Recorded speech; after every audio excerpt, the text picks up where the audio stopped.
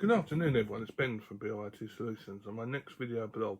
On this video blog I'm going to explain, it's going to be a part 1, this one of a part, and there's going to be a part 2 once we got this machine upgraded, about all-in-one computers. This is a HP 20 all-in-one. It's only a budget-based all-in-one computer. It hasn't even got a touch screen. It's Wi-Fi enabled and it's a 20-inch screen. It's an okay computer. I wouldn't actually say it's one of the better all-in-ones because I normally rate the business all-in-ones a lot better.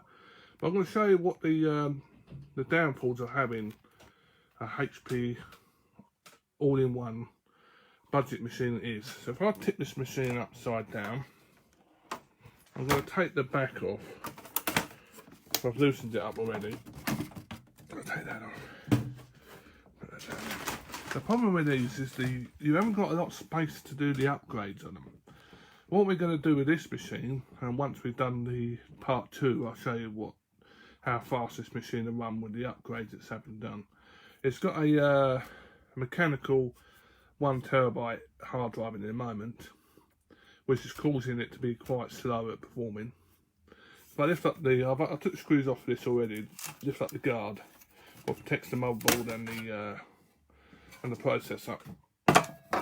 The other downfall this machine has got is it's got the AMD E2 processor, what is a bit low end and makes it a little bit slow anyway, and it's only running 4 gig of RAM, so we're going to take this machine up to 8 gig of RAM. We can't do anything about the processor because unfortunately with some of these cheaper all-in-one machines, the processor is soldered onto the motherboard and that's just got a cooler radiator on it. If it's a more expensive all-in-one like the ones I sell, like the Elite ones will come with i7 and i5 processors, they come with a separate fan.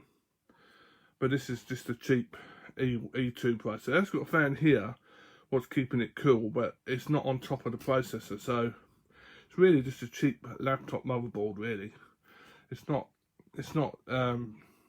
by means the best spec machine in the world, but putting the extra 4 gig of RAM in there, changing that to an SSD hard drive will make the machine run a lot more quicker and perform a lot better than it currently is at the moment.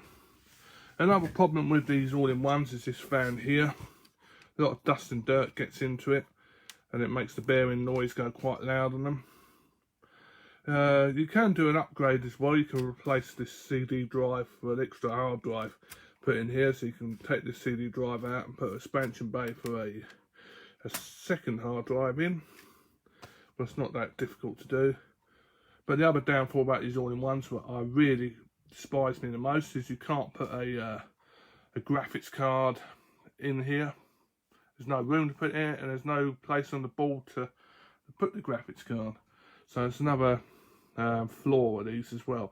The more expensive ones like the E1s I sell do come with graphics cards on them, or integrated graphics cards, because they're more higher end, so they come with like either a Radeon graphics card on the board, the i5 and i7, so they're okay. But the commercial ones like these don't come with a lot of areas to do the upgrades on them, so they're very limited. That's what drives me mad about them, because people ask me, oh, can you improve this, can you improve that? And I said, no, there's not much I can improve on it. I said, you can put more RAM in them, you can put the better hard drive in place, but that is about it. And the other thing with these as well, if the screen goes, the screen's the most expensive part. It's not normally cost effective to replace them. And the motherboards, these motherboards, are pretty hard to get hold of as well. You can normally buy them, but they normally have to come from China. So they're not that great to replace either. So my advice is, if you're going to buy an all-in-one, go for the higher end non-commercial Elite ones, what I sell, or high-end i5 commercial one or i7 one, but don't go for the budget ones like these 250 quid machines. They're not worth the money, and you're better off just buying a small tower with a 24-inch monitor. That would be my advice, than spending money on one of these, because there's not much you can do with it. So I will show you on the second video when we put this in here, the 4 gig of RAM card, the we're going to put in the drive bracket so it'll fit in there. That's so it can fit a 2.5 inch hard drive in. And we're going to upgrade it to a 240 gig PMY solid state drive. So this machine will be a lot quicker, but it won't be rocket speed, but it'll be a lot more improved than it actually is at the moment. So in part 2 I'll show you this machine running really quickly with the solid state hard drive and the extra RAM. But that's about it. You can upgrade on these. That is your limit. You can put the SSD in them, you can put the extra RAM in them, but that is it. That's all you can do one of these. So I hope you enjoyed this video, and it's given you some ideas of what to buy and not what to buy. But yeah, thank you for listening.